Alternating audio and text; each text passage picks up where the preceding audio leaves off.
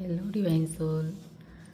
आपकी लाइफ में जो नेगेटिविटी थी, जो आपको बांध कर रखना चाहती थी, है ना, आपको बंधन में बांध रखा था, तो उस नेगेटिविटी से आप बाहर निकल गए हैं, है ना। और बिल्कुल अपनी लाइफ को बैलेंस कर पा रहे हैं, क्योंकि आपको प्रोटेक्शन मिला हुआ है, डिवाइन का प्रोटेक्शन है आपके साथ। और आपका ऑरा इतना तेज, इतना प्योर हो चुका है कि आपको अभी कोई भी नेगेटिविटी आपको असर नहीं करेगी।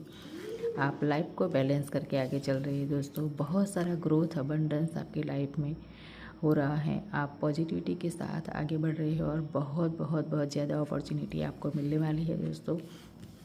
और इस अपॉर्चुनिटीज़ को आप, जो भी आपने ग्रोथ किया है, उसको आप प्रोटेक्ट कर पा रहे हैं दोस्तों। यहाँ पर देखिए, आपके किंग की एनर्जी आ रही है आपके लाइफ में, है ना।